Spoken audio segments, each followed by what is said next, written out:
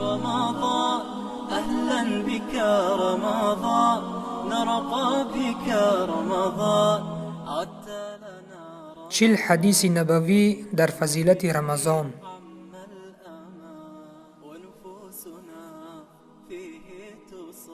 به نام خداوند بخشنده و مهربان.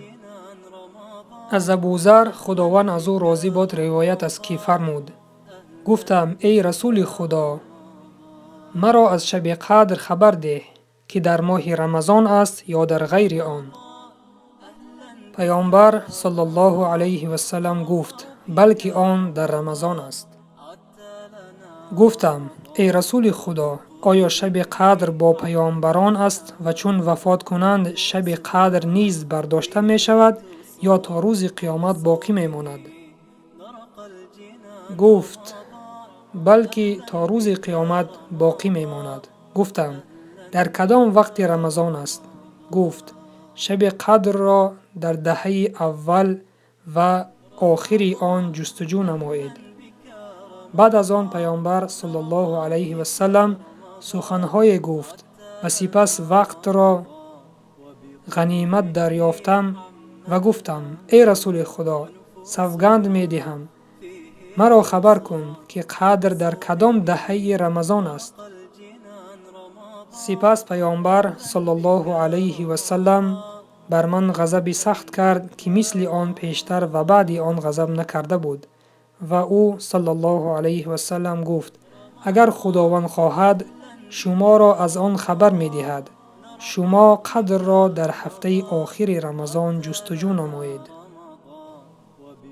شب قدر در ماه مبارک رمضان است و آن از 1000 ماه قمری که برابر به 83 سال و 4 ماه می باشد بهتر است. البته این یک فضل و رحمت الهی برای امت محمد صلی الله علیه و سلم است که یک شب قدر که شاید 10 ساعت بیش نباشد عبادتش بهتر از 1000 ماه یا خود 83 سال و 4 ماه است. فضیلت این شب قدر تا روز قیامت باقی خواهد ماند. پیامبر صلی الله علیه و سلم دستور می دهد که قدر را در دهه آخر رمضان جستجو کنید و این به خاطر بیشتر ثواب و خیر دهه آخر رمضان را به دست آوردن می باشد. چطوره که پیامبر صلی الله علیه و سلم فرموده است اگر خداوند می خواست شب قدر را برای بندگان مشخصاً بیان می نمود.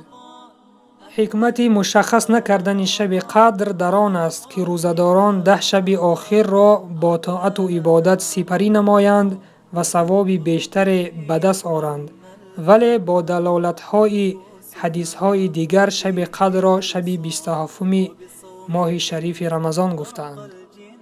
رمضان أهلا بك رمضان أهلا بك رمضان